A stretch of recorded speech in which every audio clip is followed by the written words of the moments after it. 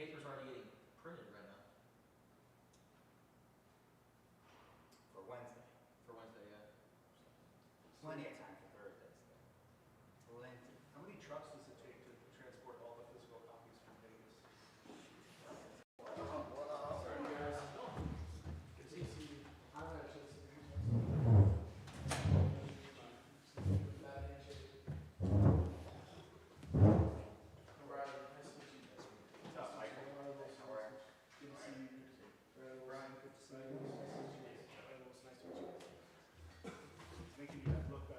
Yeah, I know. No, he's already been in here, so he's big time, you know? Okay, get the old dude. Just go. Thanks for joining us, guys. Questions for our student athletes? We'll start with Justin. Luke, you got a chance to return punts last week. What was it like just getting involved in that, and how did you feel out there? Yeah, for sure. I felt very comfortable back there. I've returned a lot of punts in my college career and in high school, so it was fun. I look forward to being back there and just knowing that the other 10 guys on the field got my back, so it feels good out there. Michael and Troy. How would you assess, Luke, how the pass offense is coming along at this point? It's been a little bit up and down, some inconsistencies, but obviously trending in the right direction after the last game.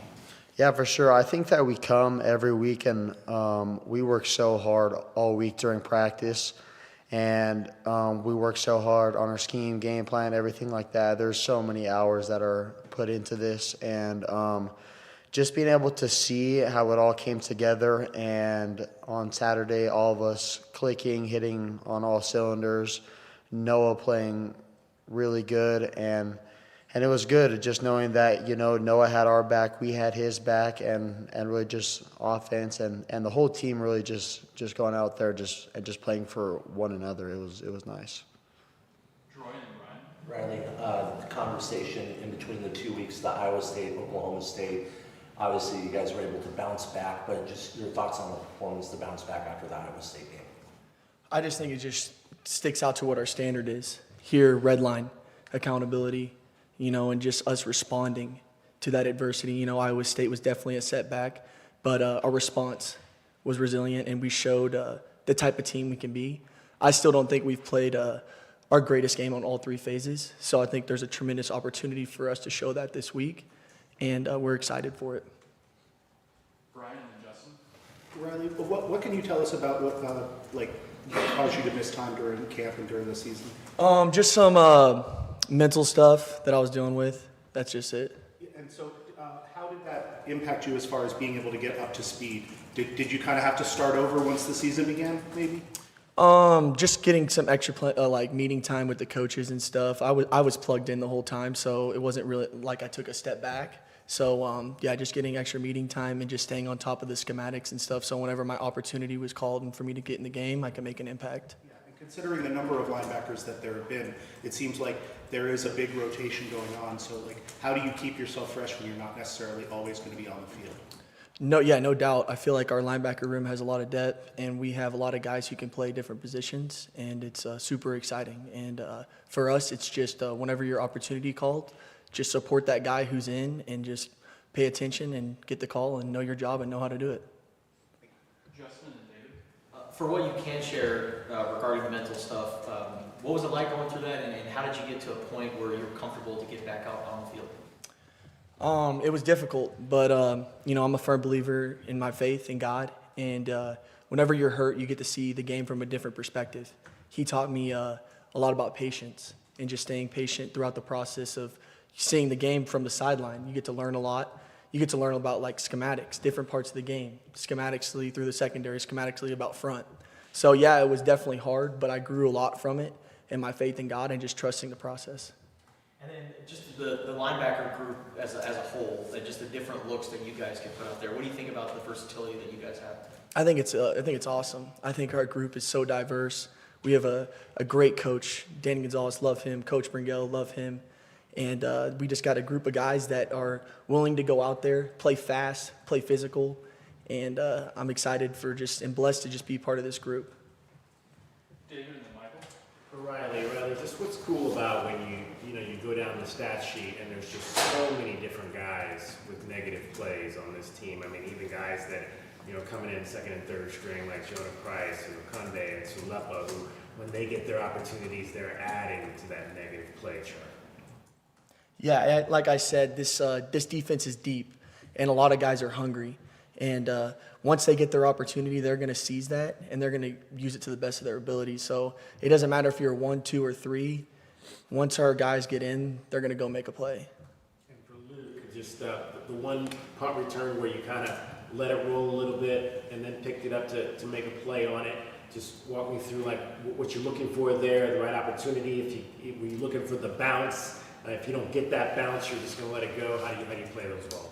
Yeah, well, I know that from kind of like experience on punt return that like if the ball hits the other team, it's kind of like a free play. So like you could kind of not like do whatever, but like you can make a mistake and still have the ball. So I knew that in the back of my head, but I like to play aggressive back there, and that's kind of how I've always been. So I was going to pick the ball up regardless, honestly. But yeah, that's just kind of like my play style back there, and I kind of have always been that way. So. Michael and Troy. One for each. Luke, you had that touchdown, kind of a crazy play with Noah keeping it alive and running around. Can you just walk us through that entire sequence? Yeah, well, first off, that was a crazy play by Noah. Noah's that was insane. I didn't really like realize how crazy it was until like I watched it back, and I was like, dang, Noah was going crazy back there. But yeah, I was back there. I kind of like me and Gio had kind of collided mid play, but I was just trying to find the open grass, and I'm just thankful that Noah was able to just get the ball off to me. So it ended up being a good play. Sure. And then for Riley, obviously not asking you to give away the game plan this week, but you're facing a really good balanced offense with a freshman quarterback who's performed really well on any stage. What are your kind of expectations, heading into that matchup? I think just sticking to what our coaches set the standard of red line. Just knowing our job, knowing how to do it, all 11 guys to the ball in a bad humor, and just us just executing just what we know and what we can control. Troy and then Jason.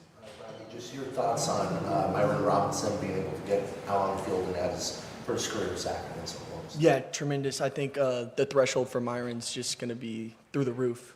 He's a fellow Texas guy, so I have high standards and high expectations for guys from Texas in the linebacker room. And I think he's going to be a tremendous player. I'm so excited for him just to get his chance. And like I said, we have a lot of guys who can play. And for him to go in there and have that type of play, you got to see his speed and his aggression. So I'm super happy for him to just get an opportunity and for Coach Bringuel to throw a freshman in there and get some real game reps. And I think he's going to have a bright future here at the University of Arizona. Jason and Brian. Luke, what have you seen from the younger receivers like Gio and Isaiah? Yeah, for sure. Gio and Mizell, I love those kids. Those kids come to work every single day, and I think that being able to have them in our room has been such a huge help, and it's been helping us like older guys kind of like teach our ways to them, which like helps us know like what to do better in certain situations. And I think both of them are going to be huge, tremendous players here at the University of Arizona, and I'm so excited for both of them in their future. And they're both two of my really good friends. I really love and enjoy being around both of those kids a lot. Brian and Justin. Luke, with the amount of depth that you guys have in the receiving room, and I mean, that's a lot of snaps to go around and a lot of targets to go around, so no one's getting a lot of them. How do you keep yourself invested when you may not be in there all the time? Yeah, for sure. We have a super deep receiver room, and we have so many guys that are like so good at so many like different things, and we all have our own skill set, and we all do things like our own kind of way and have our own certain style and stuff like that. So really just for all of us, just whenever our opportunities come, we just all have to be ready for that. And it's not just me, it's really all the guys in the room. And I think that we all do a very good job of that, and just being able to maximize our opportunity. And Coach Bobby talks a lot about quality over quantity. So just whenever you're in there, no matter like what you're doing, just make the most out of it, and you never know when your opportunity is going to come. I'll ask Toby a question and Dave. So, Luke, considering you were his teammate at New Mexico, what do you think about Bill Krosky-Merritt and what he's been able to do as a rookie? Yeah, Bill is like a one-of-one guy. From the very second that I met him at New Mexico, I knew like this kid was different. And something like about like how he like carries himself and his attitude, like even before I saw him on the field, I was like, I just know this kid's special. And then whenever I saw him that first practice at New Mexico, I was like, yeah, this kid's got such a bright future. And he comes to work every single day, and he tries to bring everyone along with him. He's not a selfish person at all, and he supports his teammates. He's super happy for everyone else's success. So I'm so happy just to see him doing what he's doing. I know his backstory and his upbringing, so I'm super happy for that kid. And then Riley, you guys are the only team in college football to not allow a passing touchdown this season. What do you think about that? And what do you think about just the job that the secondary has done this season? Yeah, I call Genesis, Stukes, and Dalt the three-headed monster, just because of their mentality off the field. You know, getting the extra, the in between, just the unrequired. Their work is displayed, and that's no surprise to me. Those guys work their tails off. They work so hard. They're a prime example of what it means to be redline. And that's no surprise to me. I think that says a lot about our staff as well, with Coach Gonzalez putting them in the right position, and with just Coach Bringuel, Coach Ars, just all those coaches just dialing up schematically and putting their players in the right position to make those plays. So we're going to keep that going. We'll finish up with Dave. Riley, you mentioned obviously Myers from Texas. I mean, you're from Texas, Dalton, Max. I mean, what is the mentality that you guys bring to defensive play? Texas football is just different. It's like a religion. And I think just growing up in Texas and being in that type of culture of football, you're bred with a different mentality. You treat football as your way of life, and it's just how you eat, sleep, and breathe. It's just all football. So I think all those guys just they resemble that. They wake up every day and they're thankful to play the game, and they love doing it. And Luke, I believe there was a report during the broadcast that it might have been you and Chris went to Seth and said that you guys didn't feel like you did enough for Noah in the Iowa State game. Was there truth to that? How did that conversation go, and what was the point you guys were trying to make there? Yeah, for sure. It's just everyone taking accountability. Like I was saying earlier, like we're like one unit. We're a team, and we all play for each other. So whenever something like that in the Iowa State game where we didn't come up with a win, even like whenever we do win, we're all looking each like at ourselves in the mirror and really critiquing ourselves on like what we can do better, what we can fix. And it was good just to know that like all of us have each other's backs. Like I was saying, like I have Coach Deggy's back, he has our back, the O-line has our receivers' backs. Everyone just like has each other, and we like to play for one another. And I think that's just a great example of redline and like what this whole thing's about. And you mentioned the critiquing, and I don't know if you guys like grade just your routes, but it seemed like the routes were better on Saturday. Were they better? Was it just the defense was different, maybe not as good as what we saw at Iowa State? How did you guys just look at the grading of the routes and the way you ran them in that game? Yeah, I think it's just coming down just to trusting our technique and just going through all week and just being very detailed in practice. You know, you're going to play like how you practice throughout the week, and just if we're taking Coach Bob's points from like what he's telling us and just like little things here and there, it all comes and it all shows on game day. So it was just taking the practice field to the game field. Thank you. Wait, hold on. I want to make sure you guys get this too. We're super supportive and appreciative for the fans that came out last week. That was a hot environment for sure.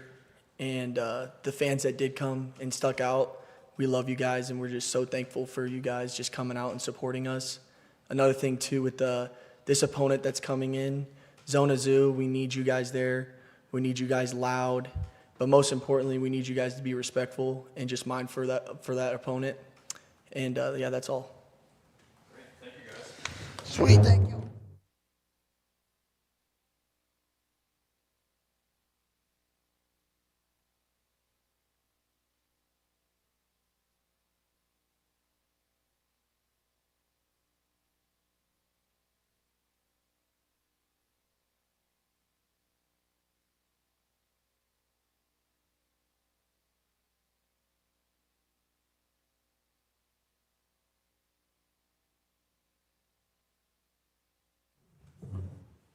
All right, Michael, you know you're good at that. Awesome. Thank you, guys. Coaches for questions for coaches Wade and Bringuel. We'll start with Michael and then Justin. Did Danny give you notes to?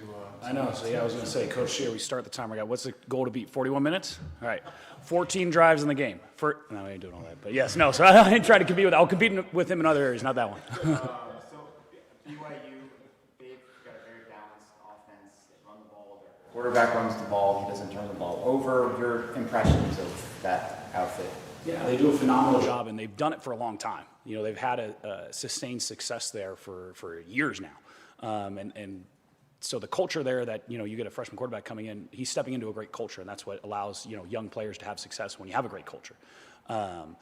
And what they do is they use their players to the best of their ability. They have a good O-line that's physical, that moves people. They have an unbelievable running back who always falls forward. I mean, he's physical, wants to run through people, but is fast enough and elusive enough to make guys miss. And they got dynamic receivers on the outside with great tight ends. So it's going to be a great challenge for us because they're an up and down. You look at teams, what's their strength? Shoot, they do everything really well. But shoot, we look at that, and that's why you play major college football, to play those great teams and to take on those challenges, because they still got to attack us as well. So we're really excited for it. We had a great practice today, being diligent in everything we do. So we're excited for it. Justin and Brian.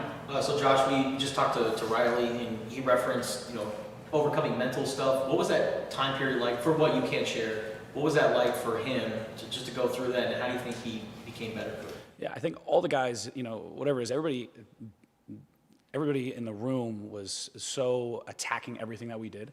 And from the guys I think you got to see Chase Kennedy this week attack the way that he did, because that's the work that he's put in from January, February, March, all through the summer. So it's just exciting when anybody takes on a challenge and attacks it. Right, that's what you see from Tay Brown, the reason he's had success here. Max Harris is going to 4 different schools and now taking on this challenge coming here and is playing great football. That's why you see Myron coming as a freshman. He came in July and came in and attacked and got some opportunities to play. So for anybody, it's really exciting when people take on any challenge, and that's what has been fun in the room, where you have that competition and all the guys get to compete. Brian and then Troy.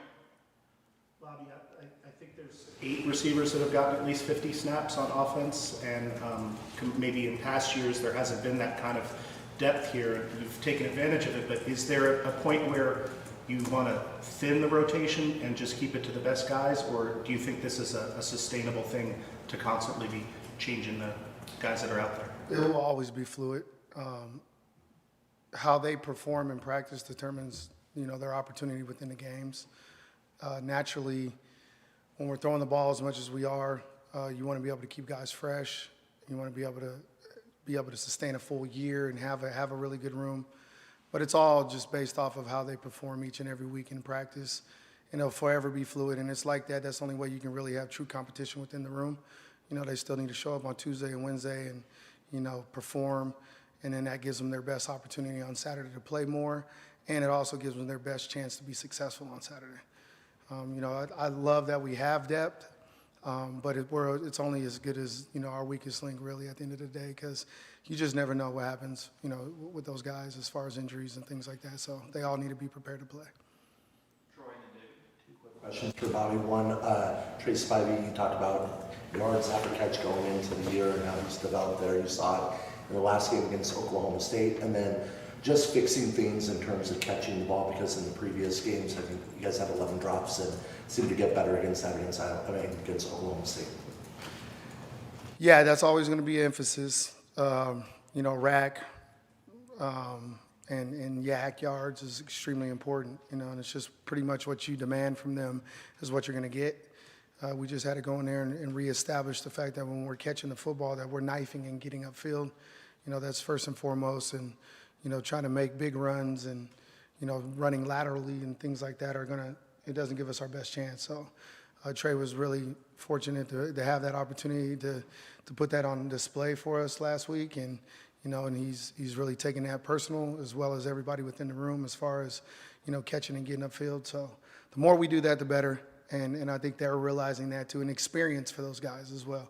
It's still a very young room, so they're still trying to find their way and understand what works best for them, and last week was a good week for them. David and then Justin.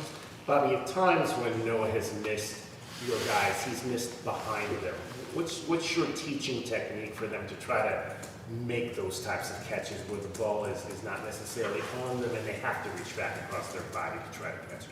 Yeah, we got to do a great job at adjusting to all balls that are thrown, and naturally you want to always talk to the receivers about attacking the football. So, being able to come back through a body, trying to get a PI and a catch is something that we work on.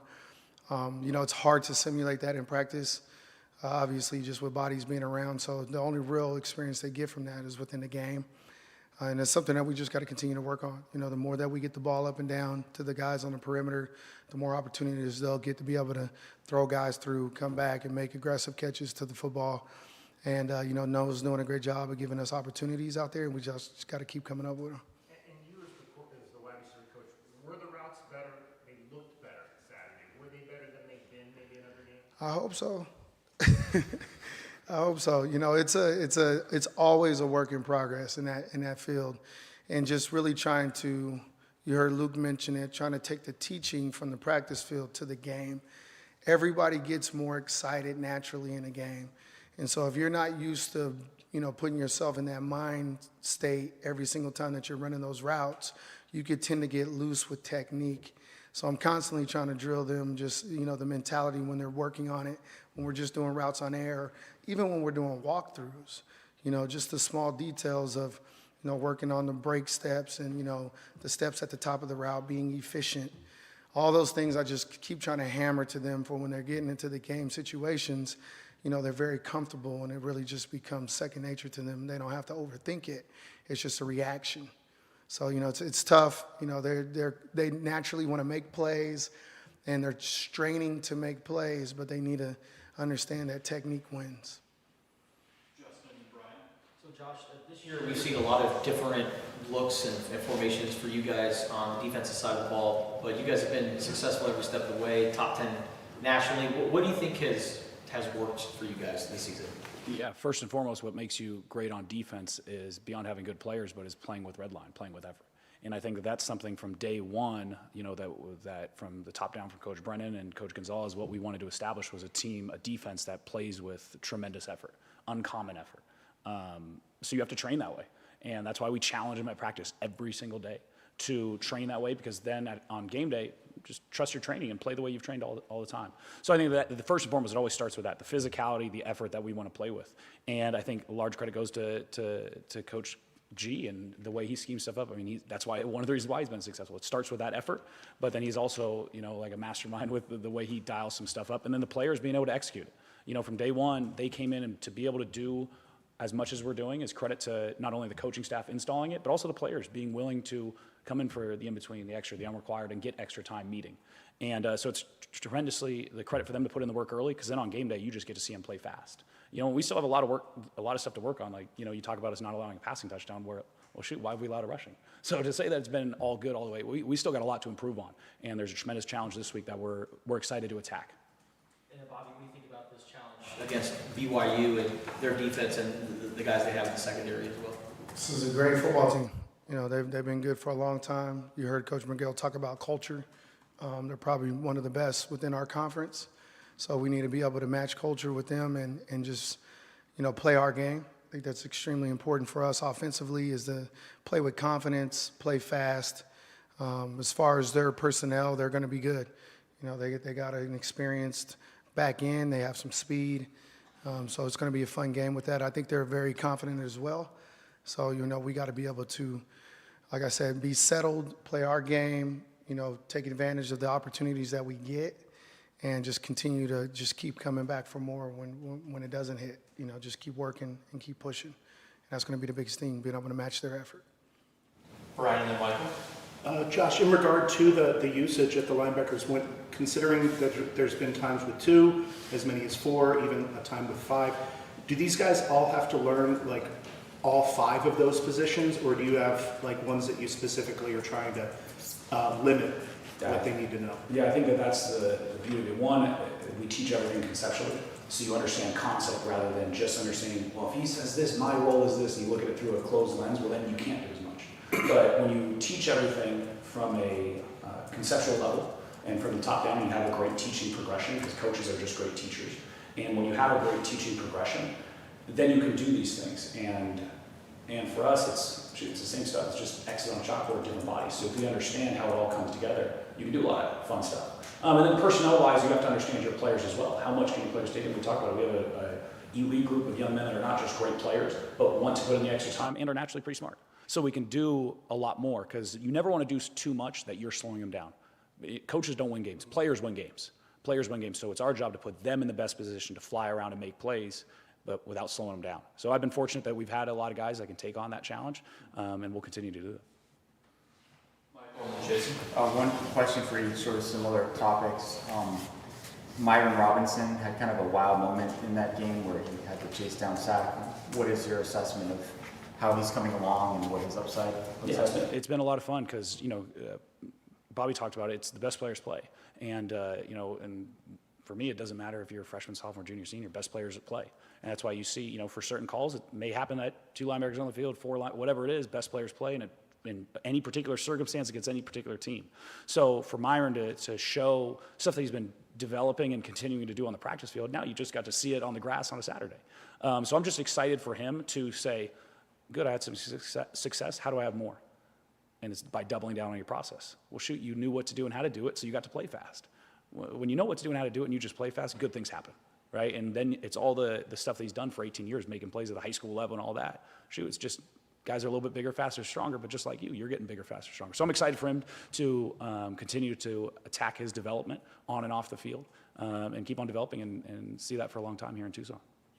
For Bobby, another freshman, Gio Richardson, had that awesome catch in the game, and I think Brent was talking about how maybe there was a couple opportunities earlier, maybe in that game or in the season, or deep balls where he didn't come down with it. How would you assess maybe what he learned from those experiences, or just how he's growing to be able to make that play? That's the biggest piece, the growing part. We always got to consider that and understand exactly where these players are. Gio got here in January. So we put a lot of pressure naturally in practice to try to get them prepared for the game situations. It's very difficult to simulate. In the same breath, you need to breathe confidence within them as well. So very proud of his progress, his development, his ability to be able to understand that he needs to continue to get better, and there's ways to get better, and how we do that is watching more film, working the technique, still continuing to talk through things, but also putting him in that situation to respond when mistakes are made and not just quitting on them. And so I think that's a big deal, that what we do here at the University of Arizona is really believe in our players. We trust our evaluation. And then in return, we're going to continue to give them their opportunities that they need. And eventually it's going to click to where it's, you don't have those mistakes anymore. So I'm very happy with where he's at. He's going to continue to get coached extremely hard by me, only because I understand his ceiling, and we're nowhere even close to that. So I'm excited that he's able to take that type of coaching, and he is still showing up knowing that he wants to continue to get better. Jason and David. For Josh, bring up numbers, like you say, hey guys, we have a top 25 defense, or we haven't allowed a passing touch. Like, does that stuff come up to the players, or is it something they kind of know? Yeah, I think it's something that you talk about because it's out there. Like to think that, that it's not heard of, or like, yeah, we talk about it and we understand, but the biggest thing is making the focus on, that's just the result. Well, why did that result happen? It's because of, one, we got talented players, and two, because of how hard they're working. Understand, the result doesn't just happen. You don't just show up, walk into a game, and play well on defense. You don't do that. That's just not how life works. When you put in time and you work hard, you give yourself a chance to be successful. Right? It doesn't even guarantee success, but we refocus that energy into, well, understand why we had a shot to be good. Why have we done that? That's why attacking every day at practice. So it's an exciting opportunity to challenge it and say, okay, so we're top 10. Why aren't we top 5?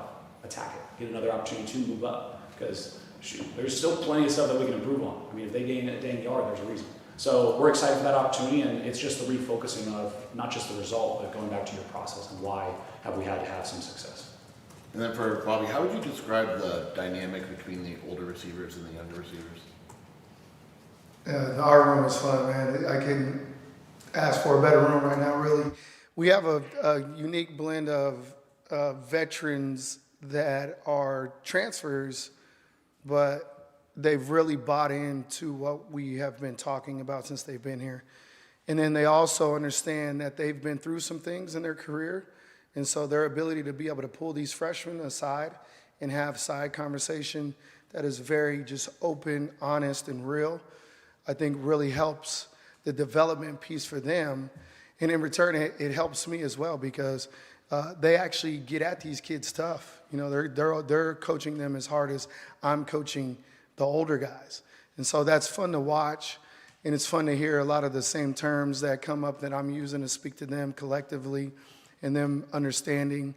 You know, when you talk to other people, that it puts you in a place of accountability to where now you're reflecting on your own self. And that's what Luke was saying up here earlier. He's like, he really enjoys that, because if he was pulling Mizell to the side and he's talking about something, he's immediately thinking about how he's handling that in the same situation. So it's fun to see.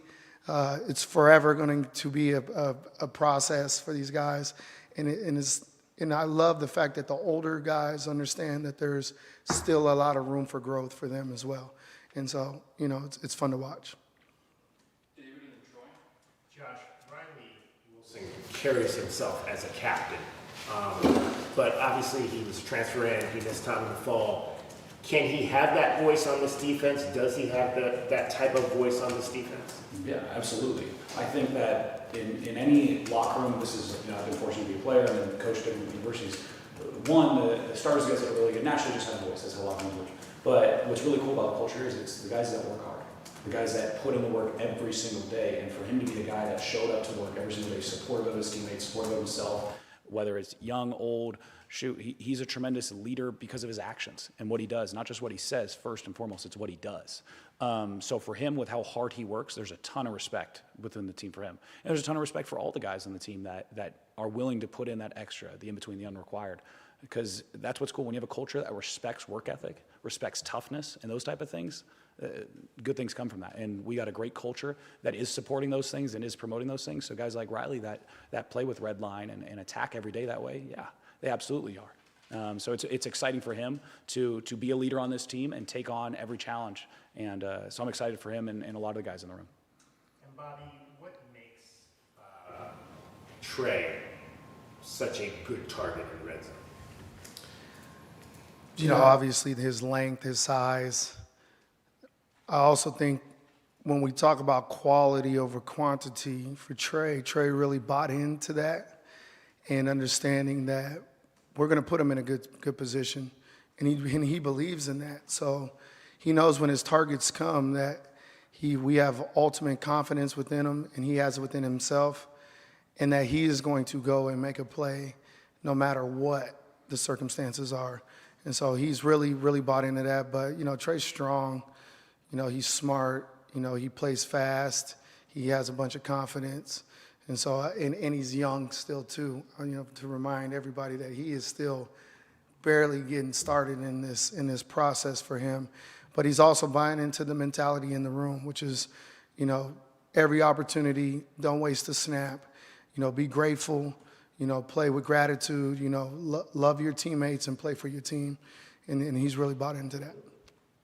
Troy and Justin. When you have a week like this with BYU, with the potential rain, physical game, potentially rain, how do you go about mentally preparing for that, and how do you prepare for potentially having that type of weather as a receiving corps? We don't think about the weather, honestly.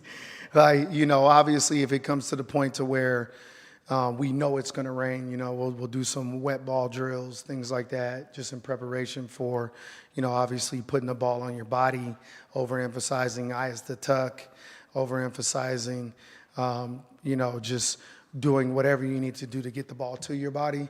We'll respond if it rains. There's no doubt about that. There's things you can do, take the gloves off, just all the extra focus. And just as far as the opponent, it's the same every week for us. It's all about our process and what we're doing, not necessarily what's coming in here, but how are we going to prepare to put our best foot forward for, any weather, any opponent at any time. And it's so cliche to say that, but that's really all you can really focus on. If we get the call to where we know it's going to for sure rain and it's going to, come down, and we'll dunk a couple balls in there, and we'll start to, making sure we're putting the ball on our bodies and getting prepared for that type of game. Our last two will be Justin. So you guys have referenced culture regarding BYU. How would you describe the culture that you guys have here this season? What's going on right now with Brent Brennan and how you guys are operating? Want to start? Yeah, I think that Coach Brennan has had unbelievable success over the years at different universities because of who he is as a person and the culture that he cultivates within his team. That's how you build programs, is not just year to year, but a culture that develops over time. And I think that you're starting to really see that blossom, and to have players that are truly bought into that and trust the coaching staff. I think it's a credit to first and foremost Coach Brennan, but then the staff that he's assembled beyond. The players trust us, and they know that we care about them, and they know that we have the team and their best interest at heart. So now once you build that trust, they lean into it. So when you challenge them and they ask, and you challenge them to rise up, they rise up. And when you have obstacles, and as a coach, you attack it head on, the players get to see that modeled behavior, then they do the same. So it's a unbelievable thing, and it's something that you are always working at every single day. It's deliberate practice. When we're talking about linebacker play, hey, we're going to deliberately focus on taking on blocks. Well, culturally, we're going to deliberately focus on how can we construct things and challenge our team to develop that chemistry, that bond, that culture that we want. So it's a constant thing that you're working on every single day. It doesn't just happen. It's deliberate. And I think Coach Brennan does an unbelievable job scaffolding our schedule, our structure, everything from the top down is about building that every single day. So I think it's something that he is unbelievably elite at and does a great job. That's why he's had success every place he's been. And Bobby, considering you were here last year, how would you describe maybe the differences between the culture last year and this year?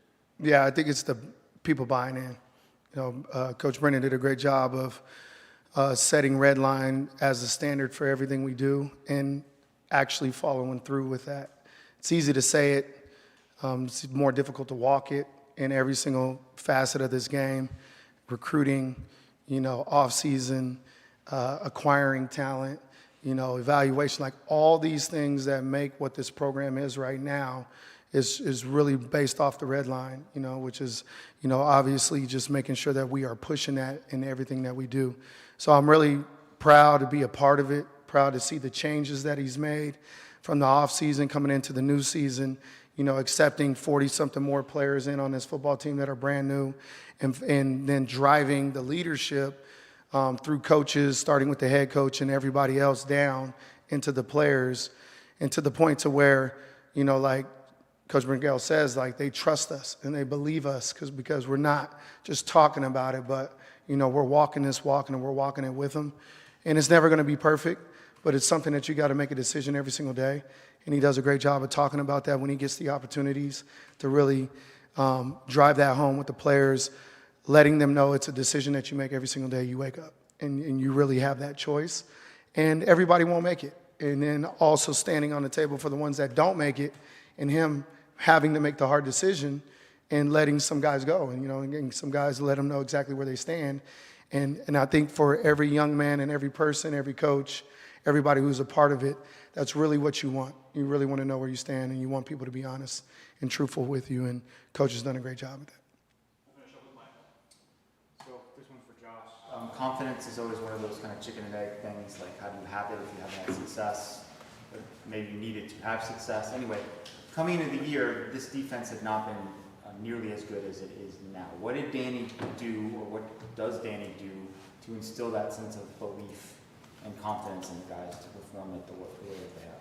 Yeah, I think that it's hard to, until you see it happen, it's hard, just like with whatever it is, culture, a scheme, different things, until you've actually lived it and had the success, there's still that little bit in the back of your head, like, does it work? Is it going to be? So there is that little bit there. Should I've been part of it for also, like, I know it works. But I think it goes back to how we practice.